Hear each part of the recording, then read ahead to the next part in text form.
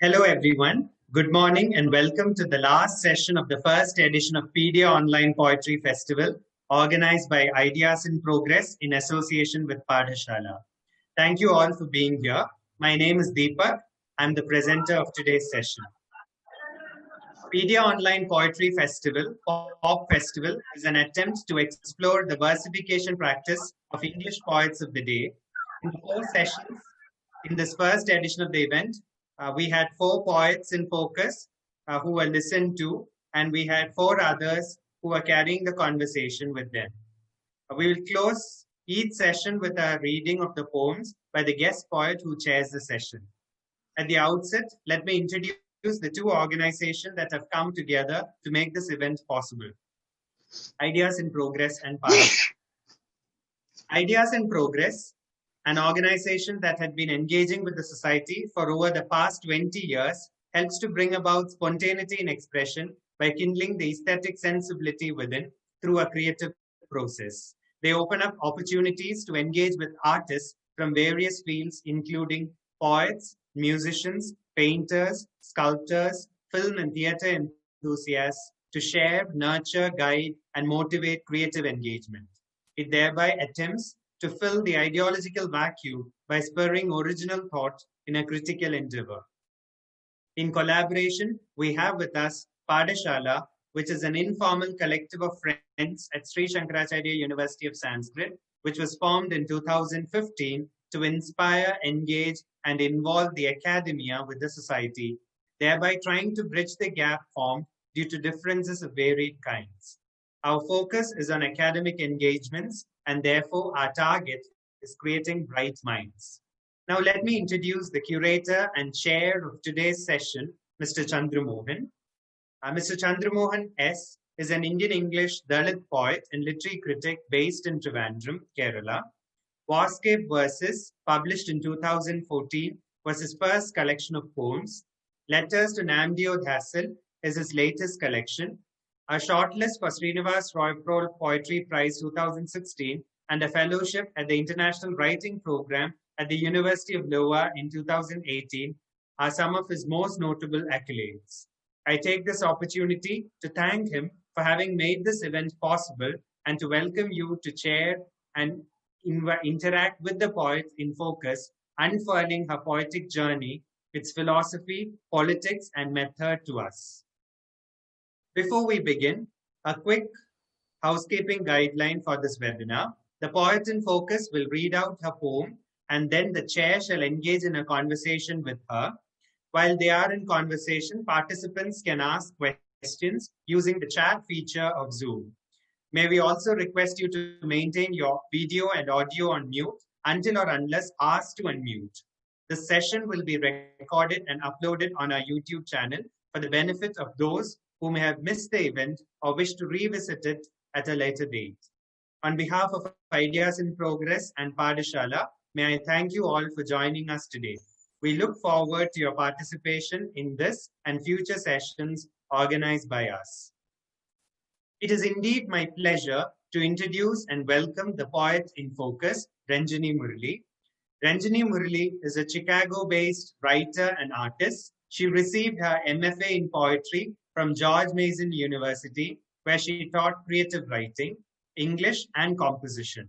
Her poetry, non-fiction, and translation have appeared in Pratilipi, Bombay, Cricket Online Review, Kartika Review, and elsewhere. She was the recipient of Vermont's Studio Center's K. Evans Poetry Fellowship and a non-fiction fellowship from the Fine Arts Work Center in Provincetown, Massachusetts. Ranjani won the Srinivas Roy Poetry Prize in 2014 and the inaugural Almost Island manuscript competition in 2015. Her first book of poems, Blind Screens, was published by Almost Island in 2017. The book won the Prabha Kaitan Women's Voice Award in 2019. She won the Great Indian Poetry Collective's Editor's Choice Award in 2016, and they have published her Clearly You Are ESL 2 days back on the 6th of December 2020 in an online book release. The editors found Ranjani's book to be a playful exploration of Indian linguistic rhythms, applying feminist and post-colonial ideas to navigate the complications of being an Indian voice, a global voice, and a female voice. Madam, we are honored to have you with us in this event as a poet in focus. Thank you for joining us. Over to you, ma'am. Hey, thank you. That was a very detailed introduction. Thank you. And please, like I said before, no ma'am, just Ranjani is fine. So, Chandramohan, do you want to do this in a discussion style, or do you just want me to jump directly into the reading? I think you can read a few poems that set the tone. After that, I could pose some questions. Yeah. Sure. It's indeed an honor to be in conversation with you. Thank you so much. Yeah, it's a pleasure. It's a pleasure. And I'm not my best at 10:30 in the night, but I'm going to sorry about that. No.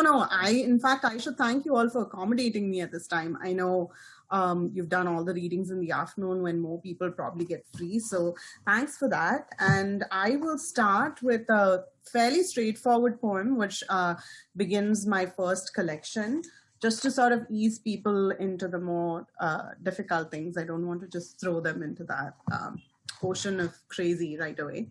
So this poem's called The Street.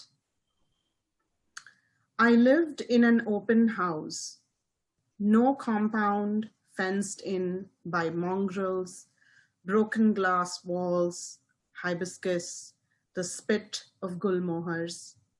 On rainy days, I fired up an ember in the car's belly, prodding the smoke into the jasmine, clotting the water with iridescent oil bulges on the paved veranda.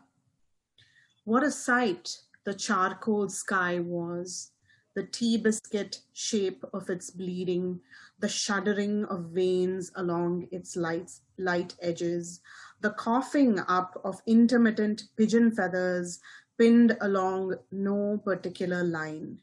What recalcitrant flouting of boundary, I thought, rocking my cane chair to the paddy punctured by row houses.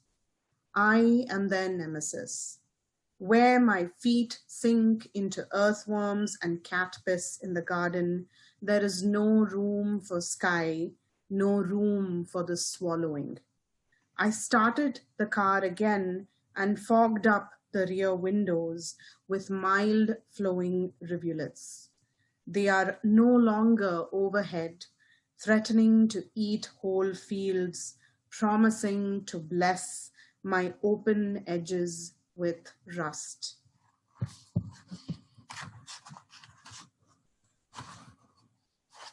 So now I'll go on to a more quintessential Tamil kind of poem. There was this book, right? Thomas Paine's Everyman, which was a thing, back in the day. And I wrote this poem. It's called Every Muruga. And so Muruga is a very common name in Tamil Nadu, right? So there's no religious connotation or anything to it. It's just a very common name. So I kept thinking of all the, I grew up being surrounded by a lot of boys playing everywhere at all times. That's the Indian milieu. So I call this poem Every Muruga. Every Muruga. Muruga loves to play ball in the evenings. Sometimes Muruga stands in the stone veranda and pretends to be the king who swallowed 1,000 quintals of flaming mud. Muruga eats several idlis a day, but saves just one idli for the bus ride back from school when he squeezes it and rubs it on Sarala's arms. Then he scrapes off the drying lumps with his nails until her arms and eyes turn red and she brushes the back of her hand across her lips. Muruga hums the tunes from Rajani songs and occasionally spits out a word or two, drawing his mouth into a close pout and sucking in his tongue stained green by Kannan's color ice. Muruga enjoys urinating on walls with posters of the thick-mustached party leader, who his father thinks will introduce full-day power supply. Sometimes Muruga hovers near the local liquor shop, sniffs bulging side pockets of men with cloudy eyes and brushing against the plastic bangles of women who pass by, their calves almost visible through their sheer saris and their mouth forever knit into convulsing circles. Muruga is also a connoisseur of communal dice, cards, bets, and the occasional beedi stolen from a father's sweat-stained shirt pocket or wrested from an older brother's oily fingers in exchange for a shared lie. Muruga is a deft wicketkeeper, a slow eater, and a fast bowler. On Sundays, Muruga collects silver fish with green speckles from the local pond. On festival days, he wears his orange silk shirt. When he's in a good mood, he collects tamarind seeds and shines them on his ankles. Every day in school, the maths teacher slaps his palm for not doing the sums correctly. Some days, Muruga takes his olive green satchel to school and fills it with broken colored chalk bits. Some days, Muruga bites into a dusty mango lying in the school grounds before rinsing it, as his mother has instructed him. Some other days, he holds it in his hand, gently squeezing its pale green skin, imagining his mother screaming as he thrusts the entire fruit into his mouth, his lips streaked sticky with mud.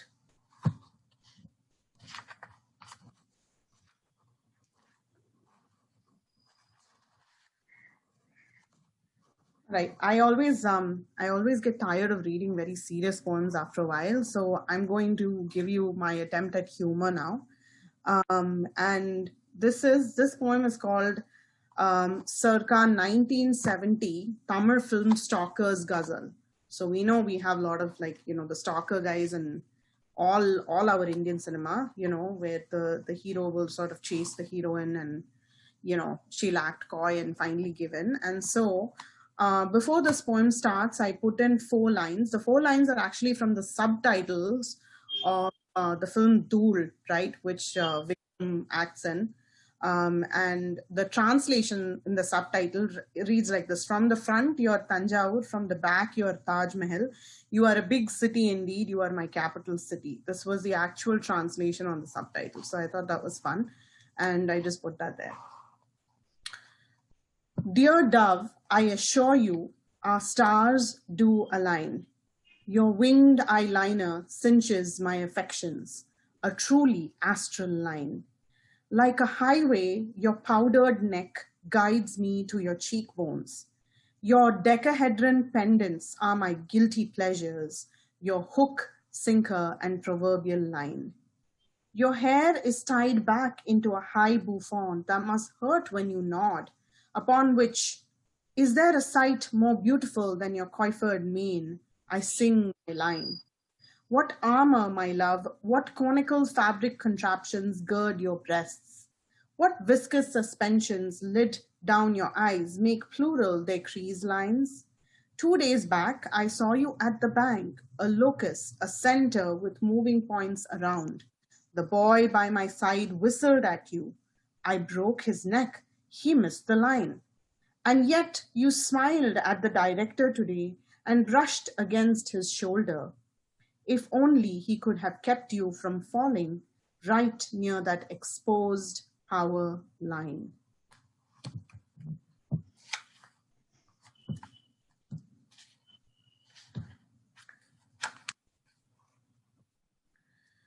This one's called historical movie scene. So we always have all these typical sort of mythological films and shows, right? Where you'll have like some king watching and some poor harassed woman who was forced to dance. And so this came out after I saw one of those scenes, and I always think about what goes on in the mind of the directors and the people who are writing the scene. Historical movie scene. On screen, an elevated thermocol throne probably filled with hay. Puppet head we call the king. Below, the pious stage is chanting towards the woman. Dance very fast, the subtitles read. I snicker into my popcorn, but I never disobeyed loyalty, she begins, swaying lightly by the hip. Puppet head paws at her, outlining an hourglass, contorting his torso and lips, claiming she is taunting his manlyhood. As she careens to a sariga loop, I get up, smoothing my skirt, clutching the popcorn to my stomach. Someone screams, "Hey, figure it out, look, going!" And I stumble, suspended in a real freeze between sweaty feet, a glitter-filled belly button zoomed into our faces, and a string-pulled desire, all measured into the one kernel that remained unpopped and lodged in my molars. Whoever props me back up with warm hands, their breath reeking of garlic, probably missed the woman's ironic lyric. Earth, breeze, sky speak for my character. And the dizzying twirl at the crescendo, where she stops only to flail her arms towards the gilded roof at intervals. I walk past the row of heads craning and twisting with displeasure at my intrusion, a stray blade pulsing against a smooth rotary. The same heckler calls out, "Wait, ma, watch where you're going," to me as the actress dances a stream of blood into an unfenced balcony, where a throng of snarling, cotton-stuffed, cross-eyed vultures claw into her mouth. Puppet watches the scene from the darbar, relishing the long shot, long enough for the stunt double to try and fight off the cloth vultures, long enough for the pious sage to recite a 4-stanza prayer in a monotone, long enough for the dubbing artist to render screams from a mouth full of blood, a mouth shorn of molars and music.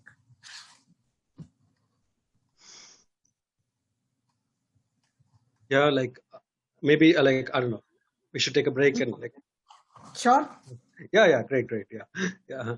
That's good. I believe that the poems you've read, read right now. Most of them you're like interrogating male gaze in them. Probably I don't know.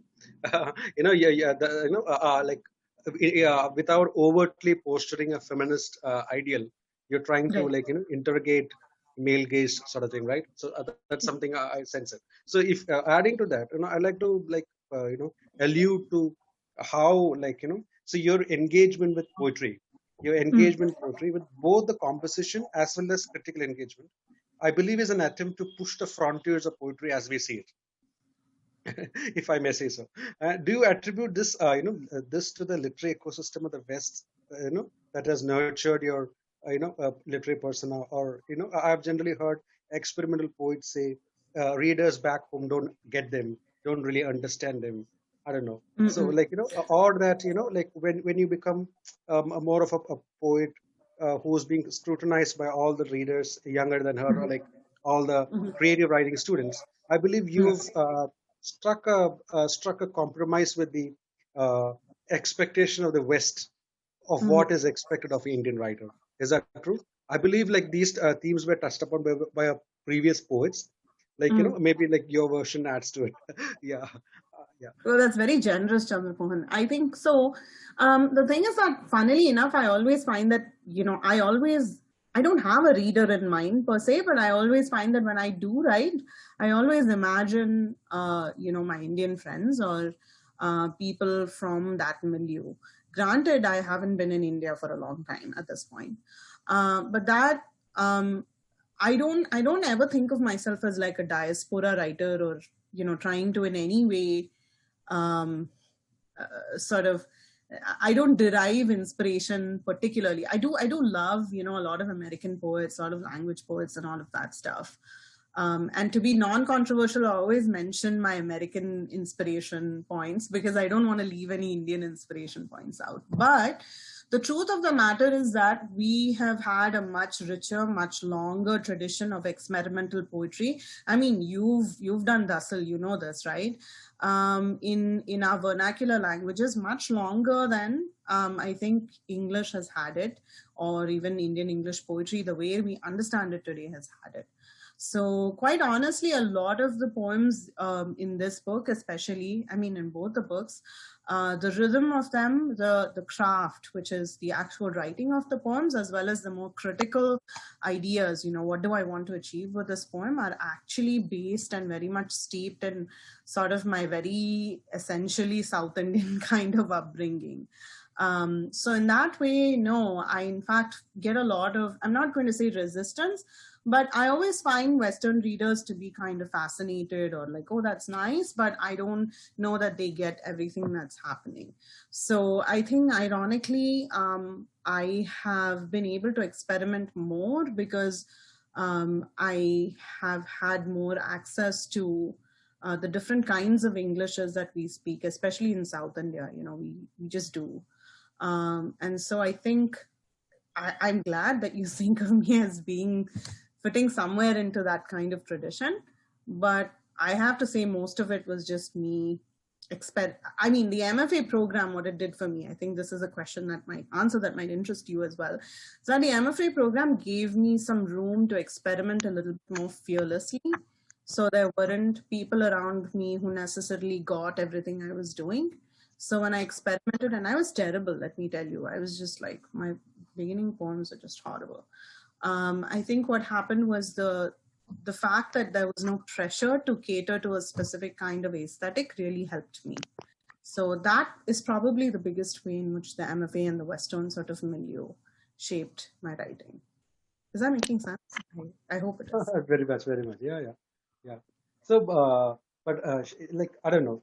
Should we think that that there are these English poets, like India has a tradition of Indian English poetry, but the finest are the poets we look up to, say yourself included, are poets who have, what is it, very much gain from exposure to the West, or like they have I don't know the right way, like either they have an MFA, or in spite of being physically present in India all through their life, they're so aware of what is being, maybe through the internet, they're aware of what is being written, say outside of India, and the idea, the trigger points that make a poet unique seem to come from outside of us, outside of us. Yeah. Right. I don't know. I mean, it's possible. I mean, I think let's look at all the Bombay poets. You look at Kolatkar, and you look at all of Daruwala and Adil Jusawala. I mean, who's still around and really writing fine poetry. I think a lot of them are just steeped in that kind of Indian milieu. I don't know that an MFA at that time was possible or feasible or was necessarily even helpful. So I don't know. I feel like the MFA is a fairly newer trend. And it's specifically, I think, it's very different from the MA in creative writing, the UK kind of tradition. So I think what did happen, and I know that, after 2006, 2007, when I came to the US, that was the time that the internet was sort of an entity, but it wasn't all consuming the way it is in our lives right now, right? And so I think that was the time when we started getting exposure. And I think people wanted, what this led me to believe is that people want a studio degree, I mean, we have like BAs in dance and BAs in various Indian traditional dances and whatnot. And so I think people want to study craft. I think people want to study writing, and we just didn't have an opportunity at that time. And I personally, I think I was as dumb as a brick, and I just didn't feel like I had the resources to do the research and, be really savvy. And I really admire a lot of poets who were, very savvy, very tuned in, doing their research. My friend Arjun Rajendran is a perfect example. There's others. And so I think for me, the MFA was just an opportunity to expose myself genuinely to a different kind of, with that kind of, whatever the Western idea of rigor was. That's only because nobody in India was teaching it that specific way. But I think as we come up with like creative writing programs, I think people will get interested. There's a lot of good programs now, right? There's I know Ashoka and Jindal and all those universities in Delhi. There's IIT Madras. I think there's a lot of good things happening. And I think it's just a matter of time before the Indian MFA or the equivalent of it becomes really sort of sought after, right? Yeah, that's great. That's great. I think our participants can pose questions, but I feel like in this audience there are many who write poetry, especially like Hmm. college students, like the people who have signed Hmm. up today. They write Right. poetry, and they have this question about Hmm. how to go about with their first book, or they're in their beginning, like sprouting stage, whatever. And that's one thing. Secondly, a lot of people are genuinely flabbergasted that there exists something called creative writing class. Hmm. That creative writing can be taught, quote unquote taught. That Hmm. the aspiring poets or whoever they are, you know, Hmm. Hmm. people have a problem with the coinage of the phrase aspiring poet or whatever, that they Right. can learn creative writing and it can be taught. So there is something called IGNO, right? India has IGNO, Yes. IGN, or the, Yeah. distance Yeah. education. Indira Gandhi They have a Open. Yeah. 1 year creative writing program. And then when Right. I tell like some of my friends, poet friends in say who write in Malayalam, who are established poets, they just think I mocked at them that you can actually register for a course and practice some poems or short fiction, screenwriting, you know. So now that your experience in this, you can just freewheelingly tell us, like in an informal way, you could tell us like what is if that is like what it means to be in a creative writing class. If you're a teacher, if you're a student, how does a young like MA student or somebody in this in the audience right now, in this room Mm. right now, maybe he or she will benefit. I don't know. Yeah. Sure. Yeah. Yeah, the first thing, I think the first thing to do is, this is what I found. So I studied in Coimbatore and I studied under, the Bharatiyar University banner. And, I also studied in some other colleges. I tried going outside of Coimbatore. I didn't want to leave home really. So I am familiar with sort of the syllabus of larger universities like DU, Bangalore University and all that. The thing is that despite whatever modern or postmodern poetry we are studying, right, contemporary poets and all of that, there's some things that are staple for us since when we are kids, right? Um, Whether we study, in an English medium school, that is, basic English medium, or whether it's one of those fancy private schools, it doesn't matter. We read some basic sort of British, poetry, right? Some basic British things are always happening, like we start with like a Shakespeare and then we go on with Eliot and Pound, and there are those kind of common names, right? Wilfred Owen and all of that stuff. And I don't think we ever really go that syllabus never really leaves us. um so for aspiring poets, I think the first thing to do is, yes, be aware of the tradition of the white dude who has been writing poetry for years and years. But I think it's time to start reading more modern, poets and more contemporary poets. What are people your own age, your own generation, whatever that might be? What are they doing? What are they writing? What are they consuming? And this is where all these online journals come in, right? Whether it's something as simple as the Rattle Poetry Journal, or whether it's other kinds of journals that are in the cyberspace. I think it's important to explore what they have to offer. So for me, when I teach my creative writing class, I mention this because I start from there. I don't start from Shakespeare, right? I start from what kind of contemporary poetry is being written, how is it appealing to you, what are some of the things, what are some of the stereotypes about traditional poetry that are being broken for you. So very often my students will respond with, there's no rhyme, right? There's no specific form and all of that stuff. Then we work backwards, and yes, creative writing in English, Indian English poetry can be taught because there are some tangible ideas, right? Chandramohan and everybody else. There's like, what is iambic pentameter? What is rhyme? What is a sestina? What is a sonnet? There are those infinite number of things that you can teach, and I teach them in my forms class, and usually students' minds are blown. Even if they're, American students are like, wait, what does this even mean, right? So yes, you can teach the tradition of that. It's important to know the tradition. Even if the tradition is flawed or problematic, we still have to know why it is flawed or problematic. That's important. Once we get past that stage, and when I do my forms lessons, my students are completely flabbergasted. They're like, what are you talking about? Like, what is iambic pentameter? I didn't understand anything. How do you scan words? I don't get it. So we go through those kinds of technical steps and we crack all those steps, and then we get to free verse poetry. And so in that sense, yes, poetry can be taught. But yes, critical engagement, reading a poem deeply, all that can be taught. But can I teach you, two people might read the same poem. Let's say both of you have read the same poem by, Ocean Wong, who's like a contemporary poet, or Ilya Kaminsky, right? And then I tell you, okay, now be inspired by this poem and write your own, two people. And they're going to write completely different things. So I cannot teach you how to creatively respond to another poet. I can teach you how to critically read, write an academic paper and all of those things. But can I teach another poet how to actually respond to it creatively? No, everybody works within their own kinds of, that structure and framework. So yes, creative writing can be taught. I say that with a grain of salt. It's important to get some sense of the tradition, but the whole point is we can work beyond the tradition, and we should, right? That's great. Yeah, I believe creative writing classes are like mushrooming now. Like in a few years time, they'll be like BA creative writing.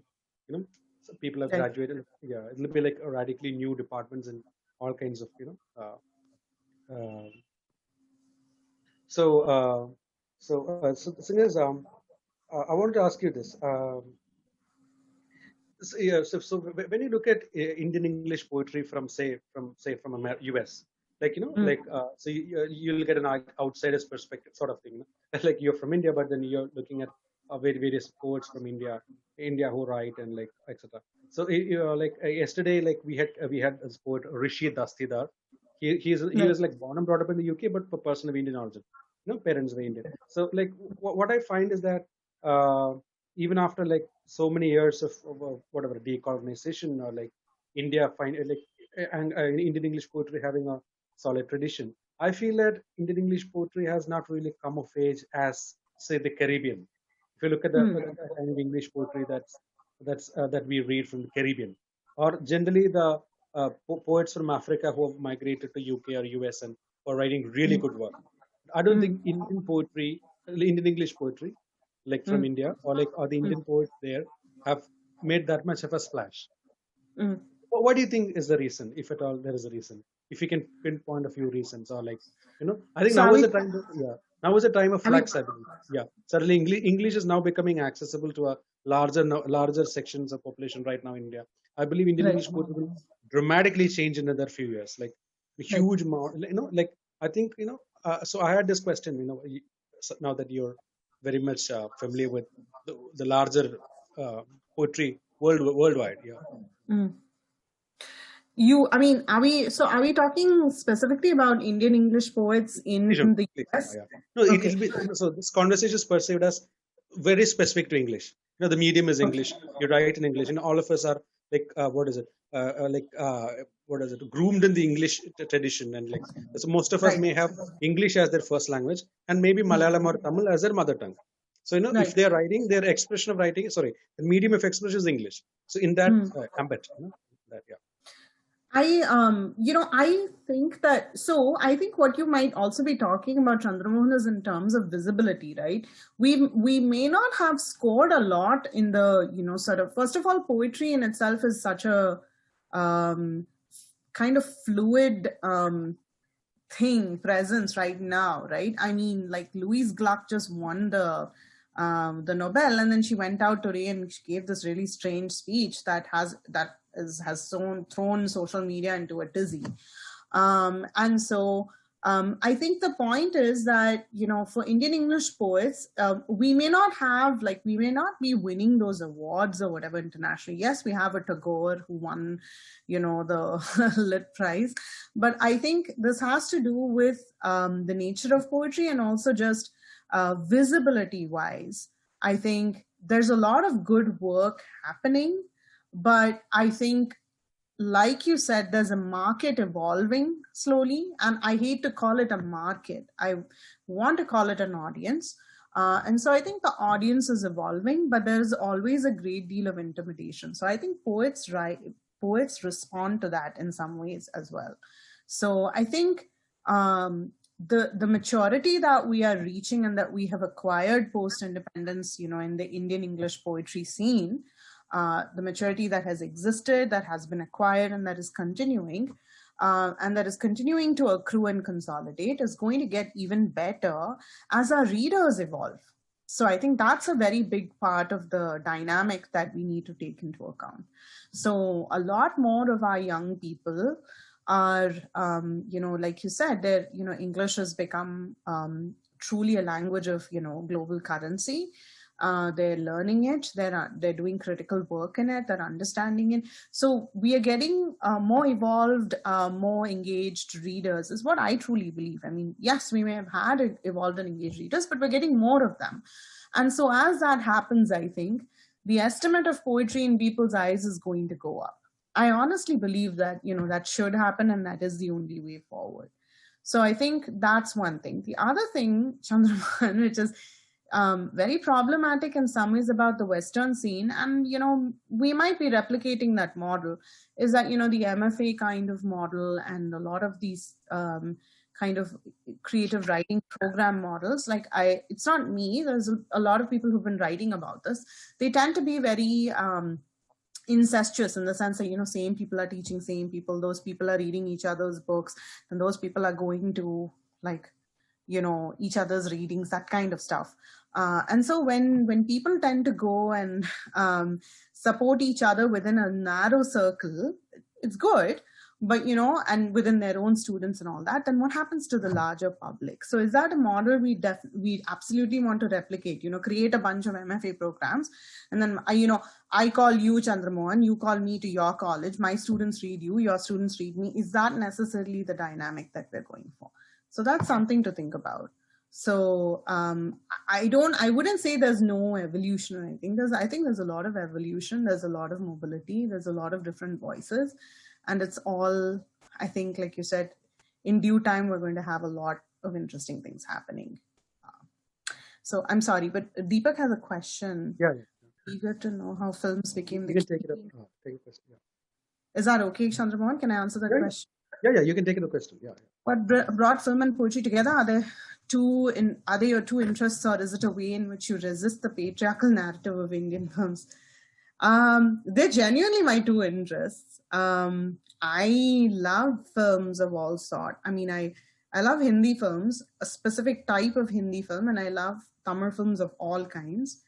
What brought it together? I went on a poetry, this Vermont poetry thing that you read out at the beginning. I went to that residency. I stared at my open screen. I didn't know what to write about. I watched a lot of films. I opened up YouTube. I watched a couple of films, and I thought, you know what, I should write about this. And then only after that point did, as you said, resist the patriarchal narrative of Indian films.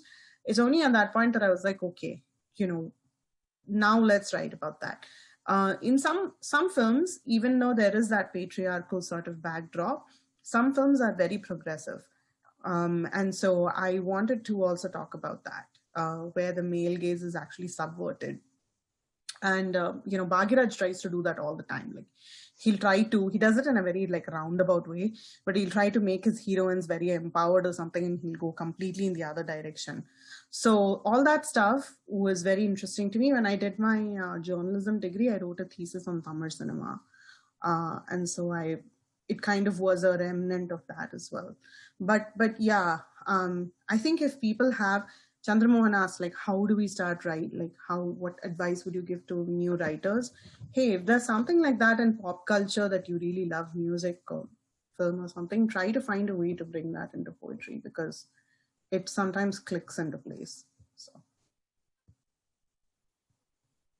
over to you. That's great. Maybe you could read a few poems, or or. Oh, sure. Wait for some nice questions too. Oh, sure thing. Mm-hmm. You know what?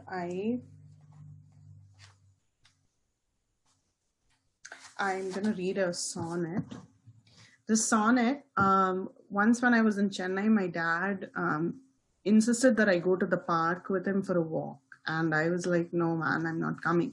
So he told me, he knew I liked the Tamil actress Sneha, right? She's now married to Prasanna, has 2 cute kids and all. So he told me like, Sneha Varuvamma, let's go, you know. And that was it. That was a push I needed. And so I figured, okay, I'm going to write about that. So it's a sonnet for a city park. When May arrives, there are yellow flowers on every stone bench, oozing a muggy, bitter oil. The balding men with birdseed in their pockets, clad in shorts and hats, stare at a woman in faded capris, her hair bunched into a ponytail, her arms oars traversing a whimsical sea of fellow joggers. She's an actress, my father whispers, and I wipe my face with the back of my hand, where the milk of a magnolia has fallen. The smudge of this ivy will light my face into a myriad of pinpricks, a bevy of blisters, aflame with the knowledge that the next time I rent her film, I will scratch my face vigorously, those eyes full of abandon, those arms a free sail, chopping through the ocean of faces, all pinpricks like mine, no spots to call their own. So I thought, you know, some more fun poems from my new book, because I... You could briefly talk about your new book, if you know, like I mean, like whatever, yeah. So promotion free book, yeah. The new book is a perfect example. It's kind of sad, you know, it's kind of sad that I'm not in India, you know, with the physical copies of the book. And Deepak's also asked about that. Can you tell us about the new book? This time it's English as a second language and poetry. The title itself sounds quite academic. Yeah, you know, when I came to the US, everybody would keep saying like, oh, you're like, are you an ESL student or whatever? And I was like, what do you mean I'm an ESL student? ESL means English as a second language. But I was actually an MFA student who was teaching English to like the students in the university. So it was very weird every time somebody asked me that. And I just got kind of tired of it after a point. And I thought I should make a joke out of it instead of being offended about it. And so I just made a joke out of it. And every time somebody would ask that, I would think to myself, clearly you are ESL, like not me, it's you, right?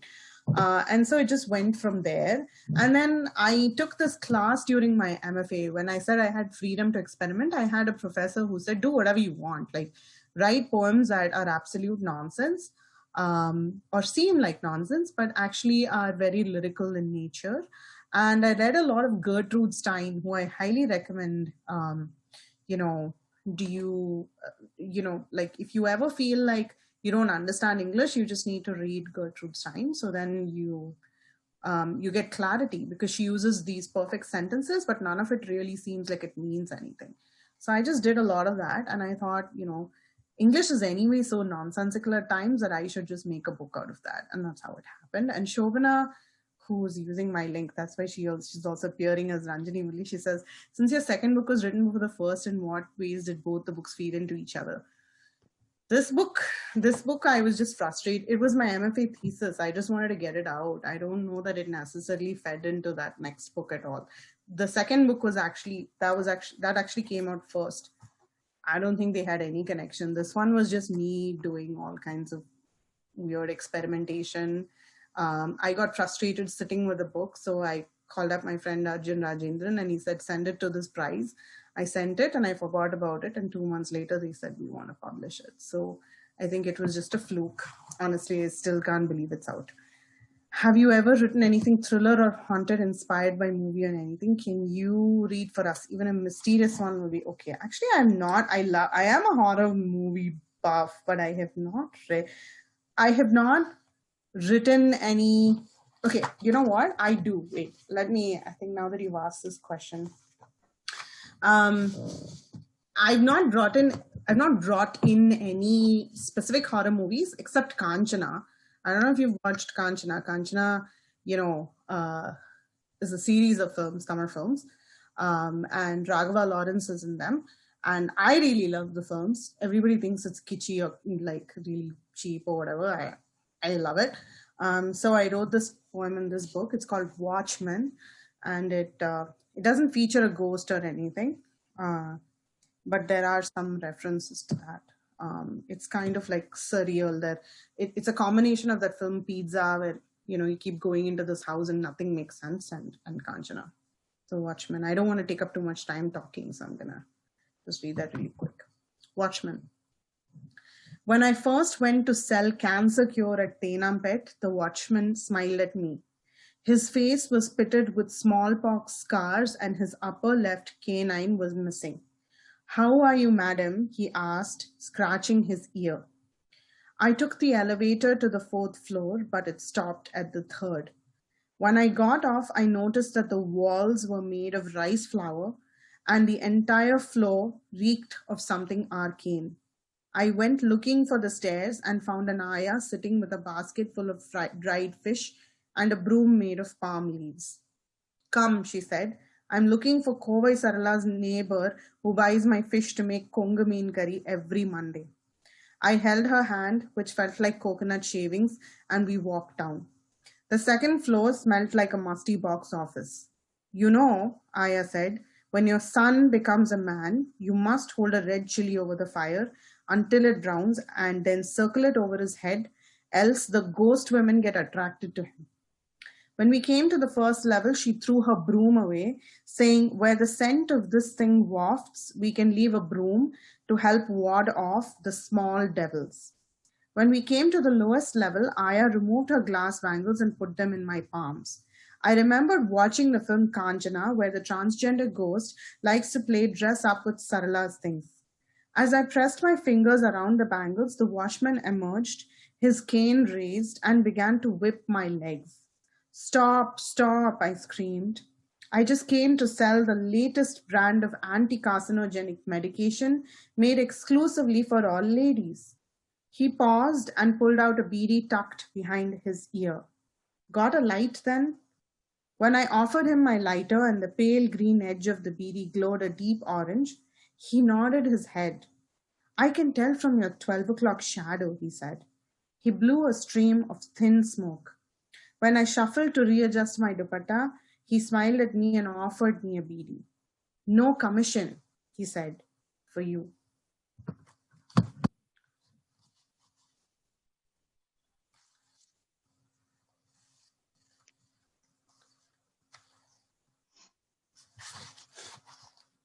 I'm trying to find if there's anything else scary. Your work is so intricately detailed and vivid. How do you capture the minutiae immediately, or does it get stored in your memory folder indefinitely? I'm the kind of person who remembers every small detail, and I think I always like to say this about poets. Like, poets hold good grudges, because like we always remember the bad things that happen to us really, really vividly.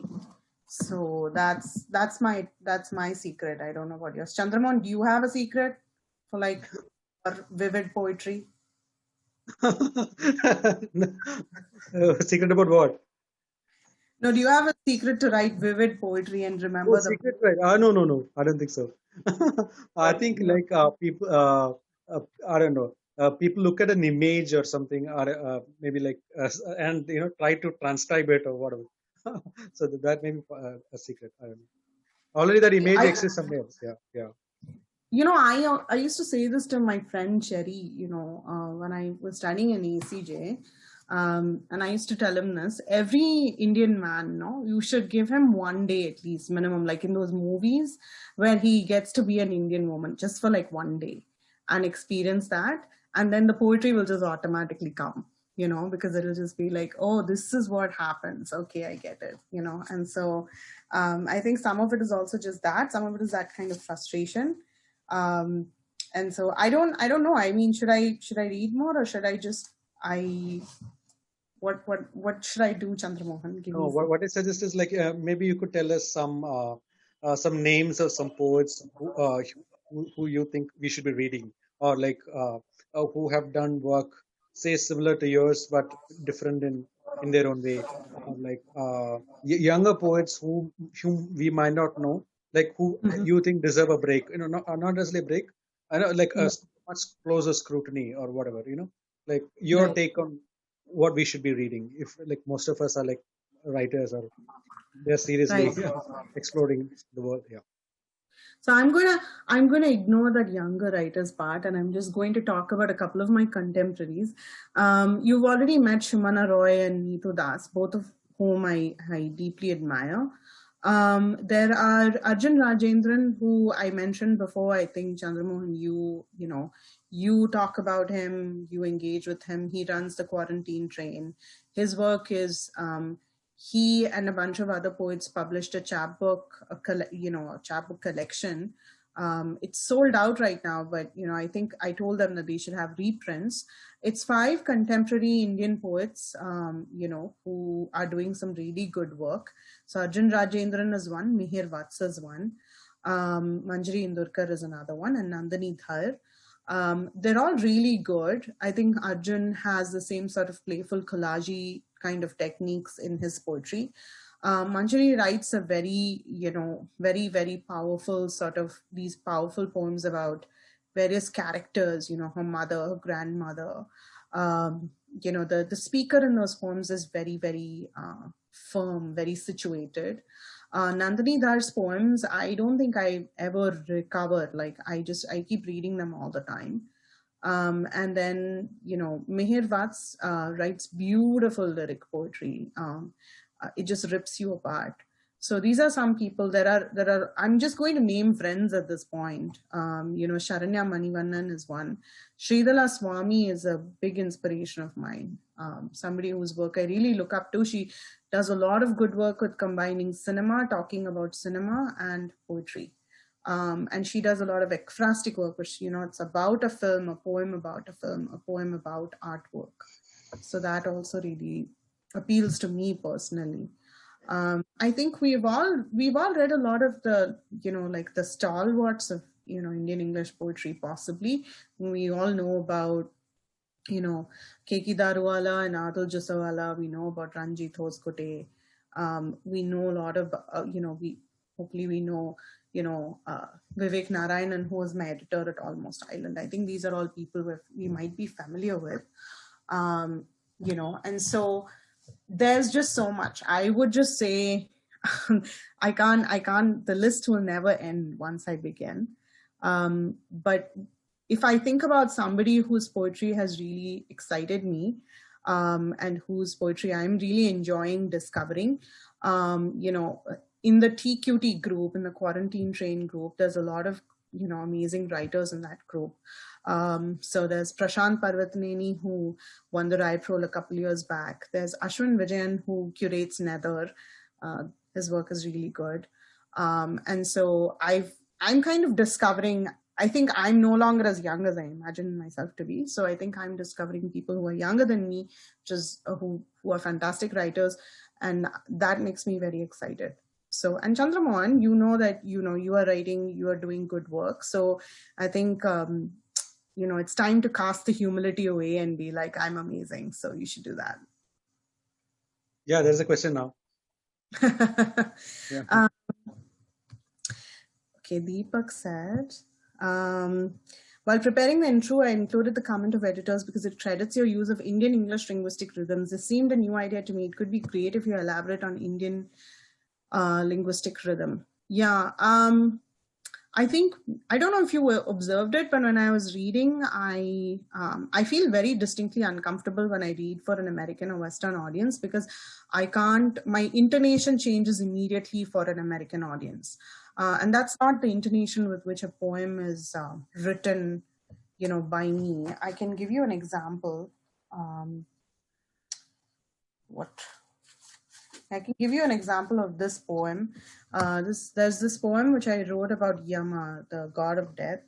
Yama's buffalo halted, and and the poem goes like this. I don't know if I should read it. I don't know if we have time. We're at time. Should I read it? Yeah. Please go ahead. Okay. So it's Yama's buffalo halted, and I found him in a field of billowing grass stirring a pot of avial. That which is succulent unfolds the end, he said, cutting open a sachet of coconut milk. Hand me a wok, he gestured, his mouth full of pogele spiked with cardamom, fogging his glasses, 5 strands settling on his cotton shirt. When I picked up the brass wok, potatoes appeared in it, already sautéed, sprinkled with freshly sliced ears and fingertips. Must I eat this? I asked. Why? He wiped the back of his hand on his apron, ladled the avial and some ponni 20 number 2 rice onto a plate and pressed my arm. The lotus stream was tinged with beads of sweat. You cannot drink on an empty stomach. Then he placed his palm upon my head and I could see the counting of each grain of rice, its white belly, sliced between my teeth, the words full of the traces of husk. So from the mythological references to ponni number 2 rice, to pogele, which is tobacco, to, avial, I don't think that, any of the components in this poem are translatable very easily to a Western audience. These were just the vocabulary words. The linguistic rhythms, when I have things like, must I eat this, or, should I do it? It comes across very simplistic to, I'm guessing, to Western readers. I think Indian readers understand the nuances of how we use English, because English is always colored by the use of our native languages. So I think that's what the editors were possibly talking about when they said Indian linguistic rhythms. A lot of Indian English poetry is read as, or we are told, is about imitating a certain kind of imitating a certain kind of English register, which is very like, upper caste, urban city kind of speaking English. And my idea in this books is not to honor one kind of English over another, but to try and give glimpses of the English I grew up with, which is not perfect. Even if, the English I spoke at home, or, what I studied was all about accuracy, the English around me was not accurate. And that's why it was in some ways much, as good as a Gertrude Stein's Tender Buttons or something like that. So that's part of what I think they meant.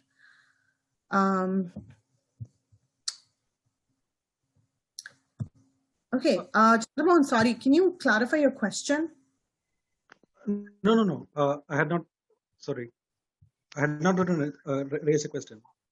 No. There was a question that the Pratibha Somkuar had asked. Oh, Pratibha. Okay. Any Dalit one in quarantine train? Only Dalit one. Yeah. No, but that's okay. Let more writers in English come from the marginalized. It has to happen as a process of democratization. Then how can we create something non-existent or something like that, right? Right. There has to be some change in the society or whatever, such that more and more tribal, Dalit, Muslims, and fewer people get access to, like working class people get access to English, and there are more poets of all. So maybe I'm not sure if you're aware of this. So there is something called Kave Kanam in the US. Have you heard of it? Yes, I have.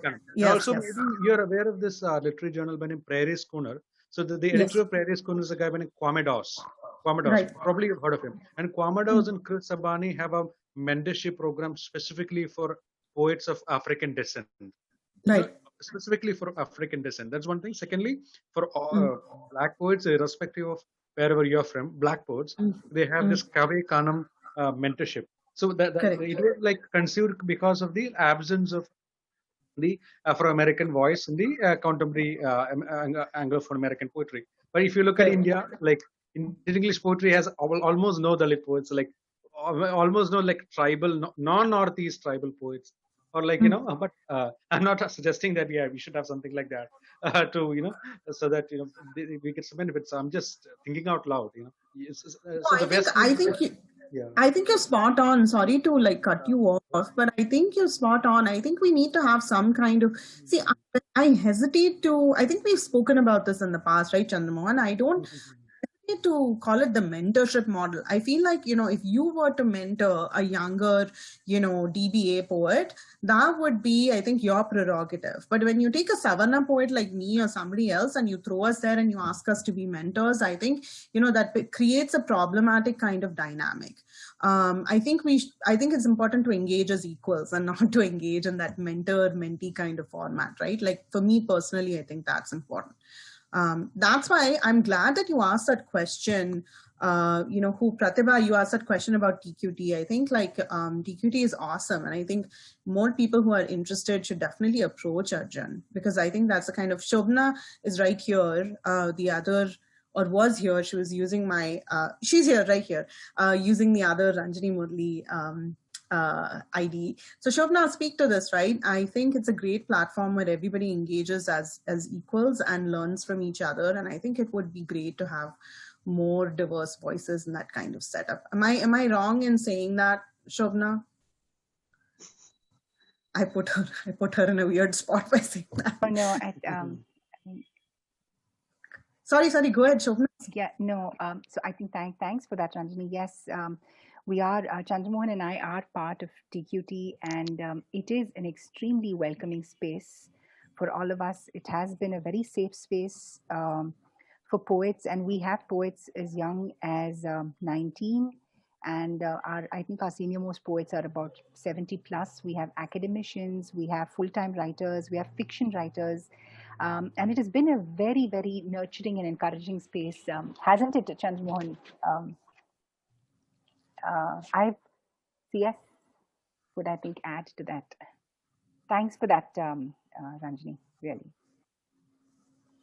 So Chandramohan, I think in response, I think these kinds of mutually productive spaces are what we need, and I think mentorship wise, you should do it. You are ready to be the mentor, right? You are out there. I think we are there'll be dramatic changes in the literary landscape in the coming few years. So we are lucky. Right. We are the lucky generation.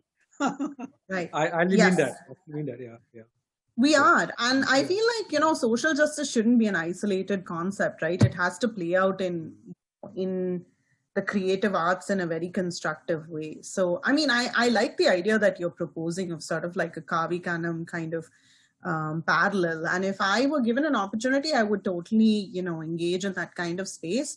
Would I be a mentor? I would hesitate to be a mentor. I would want to be kind of like an equal who is giving some sort of rough mentorship kind of framework without being that kind of, authority figure. I don't want to be an authority figure. Hated them all my life. Sorry, I had one last question. Deepak, do you believe in poetic inspiration? If so, what is that to you?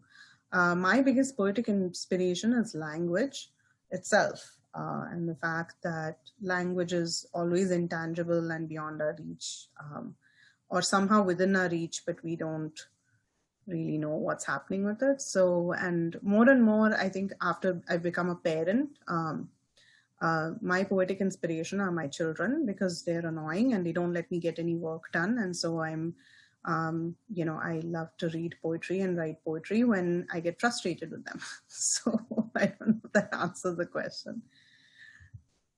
That's great. Maybe we're almost time. If there are not any more questions, maybe. What does Deepak say?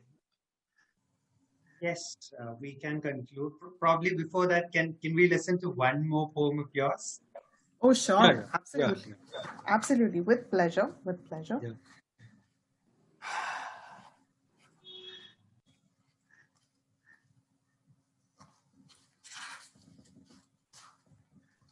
So I'm going to read this poem. It's called Dear Offshore or Non-Native Employee, and it's written in the voice of a company. We must, in lieu of being an internationally reputed commodities exchange and trading establishment, caution you that the following activities, not all of which comprise an exhaustive list, are henceforth to be impermissible and may constitute possible grounds for termination of contract. Wearing handspun or ethnic attire, carrying metal lunchboxes, installing idols in the workspace. Exceptions include replicas of superiors or Latter-day Saints, wearing open shoes or shorts even in May, using non-mandatory symbols of religious affiliations on your person, including anklets, using other languages during work hours as enforced by the meter in the bathroom, lunchroom, and on your laptops. A list of permissible English dialects is, however, available at the Human Resources Office.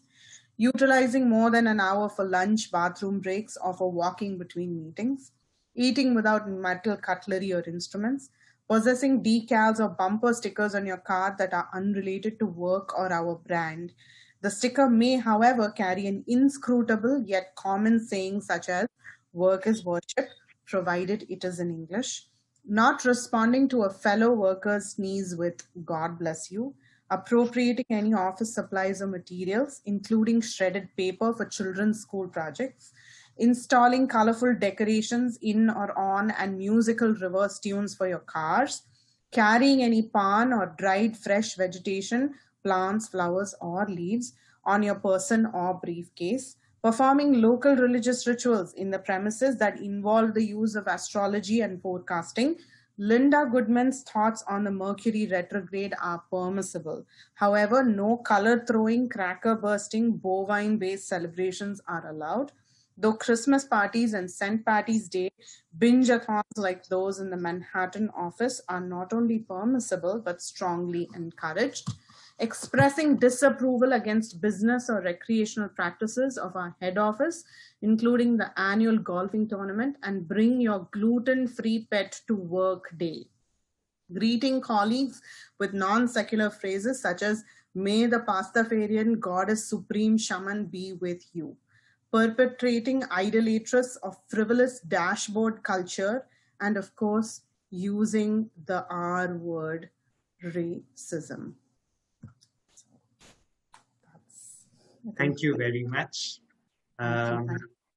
So it was really exciting to hear you this morning for us, though it is almost midnight for you. So, I must especially thank you for having agreed to join us at this time of the day. Thank you very much. Hope we will listen to more of your poetry in our future sessions. Hope you would be joining us in case we could arrange something like this. So thank you very much, Ranjani.